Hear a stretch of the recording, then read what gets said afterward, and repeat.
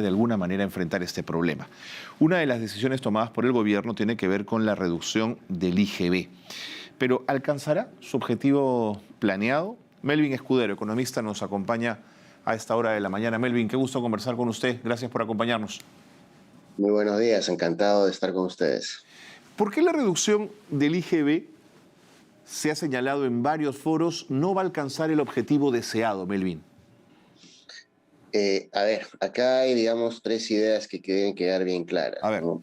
La inflación de los alimentos es un fenómeno mundial. Esto que estamos viendo en Perú también lo viven en Japón, lo viven en Inglaterra, lo viven en Estados Unidos.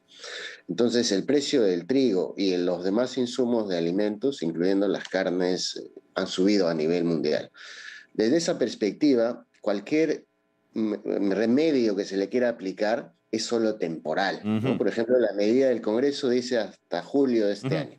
¿Y qué pasa después de julio? La inflación va a continuar. En diciembre se hará otra medida y la inflación va a continuar probablemente 2 o 3 años por lo menos. Entonces estamos en un ciclo y un proceso que es global y en los cuales las medidas de muy corto plazo podrían ser temporalmente efectivas, pero no son llevaderas cuando uno lo enfoca, por ejemplo, hacia 1 año, 2 años o 3 años. El primer punto. El segundo punto. Okay.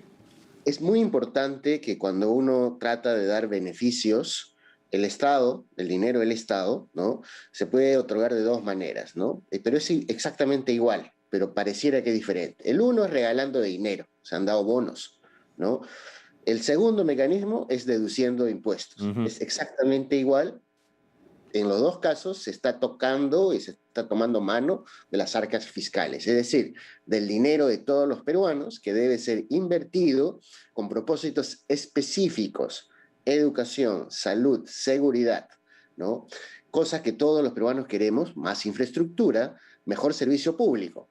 Entonces, todos estos mecanismos temporales, ya sea bono o ya sea exoneraciones de impuestos, son simplemente tocarle mano, quitarle a otros, digamos, a otros sectores el dinero y dárselo a la gente, con la esperanza de que eso genere una solución. Pero como sabemos, cualquier solución o beneficio va a ser temporal. La tercera idea importante, el IGB es uno de esos mecanismos. Y obviamente al sentido común de la gente dice el IGB 18%, el azúcar, el pan, el pollo están grabados con 18%, el precio mañana va a caer 18% gracias al Congreso. Falso. El mecanismo, como ya lo han anunciado varios de los gremios que están vinculados a estos productos, el mecanismo de cálculo del IGB viene en cascada, claro, incluyendo los insumos y todos los proveedores en la cadena de producción. Claro.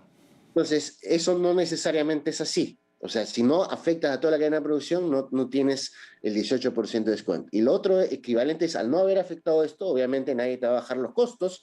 Por tanto, en el producto final, depende de las condiciones de mercado, escasez relativa, cómo está hoy día la demanda, la oferta en cada localidad, en cada ciudad. En función a eso el precio se va a mover. Es decir, sí puede haber un impacto, ojalá lo exista, pero es un impacto pequeño. Ahora, este impacto del IGB también hay que tocarlo con pinzas. ¿Por qué? Porque normalmente cuando uno utiliza recursos del Estado, no debe hacerlo de manera generalizada, ¿no? Por ejemplo, hay gente que consume pollo, pero cuyos ingresos son pues más de 10.000 soles. Entonces no se pregunta, ¿y por qué habría que beneficiar a esa gente que está comprando quizás en Miraflores, San Isidro? Cuando en realidad el beneficio debería ser a las zonas rurales, a las más zonas vulnerables. más vulnerables en las ciudades. Probablemente, trabajadores que están con ingresos pues, de entre 1.000 y 3.000 soles, ¿no? Entonces la pregunta que nos hace, ¿y por qué beneficiamos también a los que no necesitan esa ayuda? Entonces, este mecanismo tiene esa crítica, ¿no? Y la siguiente crítica es que, un momentito, el Estado necesita esos recursos. Entonces, ¿por qué lo estamos haciendo? Entonces, muchos caemos en la teoría de que hay más populismo en esta medida. Entiendo. Que algo realmente que va a impactar a aquellos que más lo necesitan. Ok, Melvin. Entonces, en el balance, la medida suena positiva, pero va a estar limitada en su impacto positivo, ¿no? Y además es temporal. Algunas atingencias que pongo sobre la mesa. Cuando dices que es el dinero del Estado, yo diría es el dinero de los contribuyentes. que, Sí, es del vuel- peruano, ¿no? que El Estado vuelve, es del peruano, no el gobierno. pero Melvin, pero vuelve al contribuyente. Si usáramos un sistema de bonos, los que pagaron impuestos reciben su dinero temporalmente para paliar la crisis. Y lo otro que te quería preguntar es, ¿y si sí exoneramos del IGB a toda la cadena productiva de los 5 productos más importantes? ¿Ayudaría o nos meteríamos en un forado sin precedentes? O sea, sí ayudaría porque uno vería que el precio sí cae. Ajá. Sin embargo, hay que ser conscientes que esa caída de ese precio es artificial. O sea, Ok. ¿a qué me refiero? En todo el mundo hay IGB para estos Sí, productos, sí, claro. ¿no? O sea, es parte y la naturaleza tiene que ser neutral. Si no, se generan una serie de incentivos que crean, pues, arbitrajes que no son del todo limpios. Y eso genera mucha especulación y hace que los mercados no funcionen de manera adecuada. Por eso, insisto, la medida tiene un espíritu favorable y positivo, sin embargo, va a lograr limitado impacto y probablemente no sea la reducción que Ok. esperaba el gobierno. Pero desde el punto de vista de las arcas fiscales, Ujú, con estos ujú. 5 productos incluidos en el Congreso, significa una recaudación menor de aproximadamente entre 600 y 800 millones de soles. Si esto lo hacemos a toda la cadena productiva, Claro, es de estos por 5 2, por 3, productos, por 4. Claro. estamos hablando probablemente entre 2.000 y 3.000 millones de soles, menos que, o sea, de algún lado tienen que salir, ¿no? Entonces, normalmente, ¿dónde sale esto? Subiendo impuestos en otros lados, pero como hay crisis está difícil subir impuestos, Mm, porque no se va a recaudar. El Perú es un país eminentemente informal, entonces los impuestos lo pagan muy poca gente, entonces es difícil sacarle más plata a la misma ok. gente.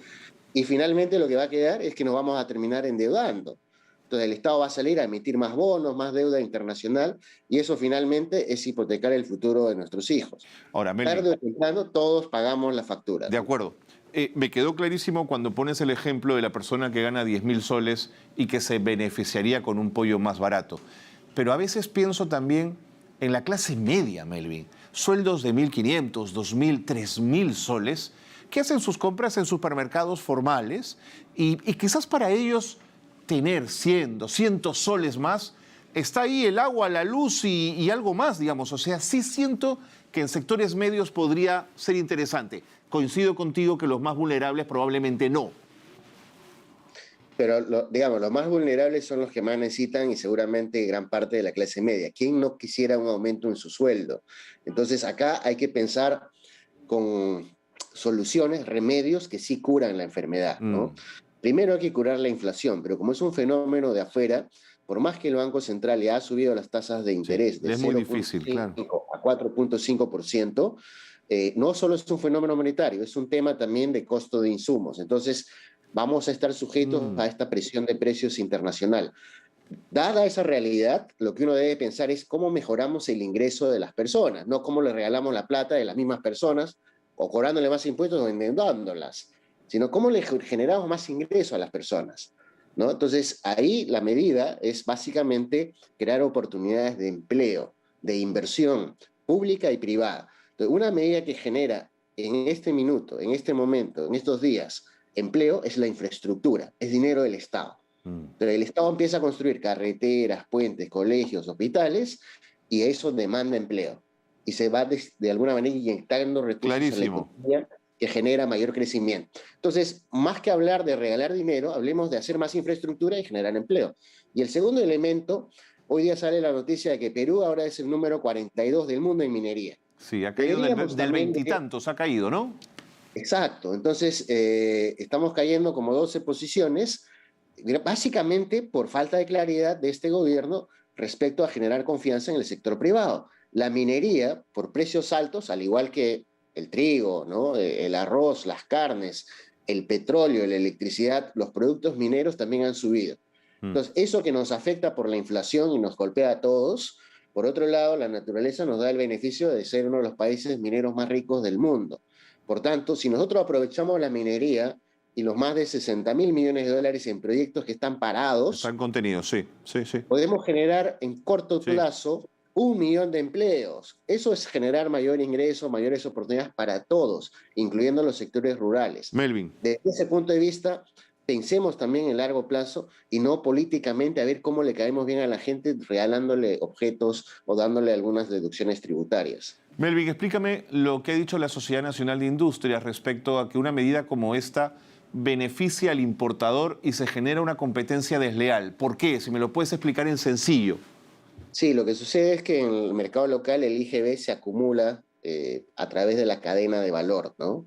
Para cualquier producto, incluyendo el azúcar, el arroz o el pan, ¿no? Pero en el mercado internacional eso fue generado en el extranjero. Entonces, cuando el precio viene, para el importador es precio de importación ya bruto, no hay cadena, no hay Ok, nada. no hay cadena, claro. Entonces, eso le genera, digamos, un impacto más directo al IGB para el importador, ¿no? Correcto. Ahora, en el caso del pollo, por ejemplo, una de las críticas es por qué no se ha incluido al pollo vivo.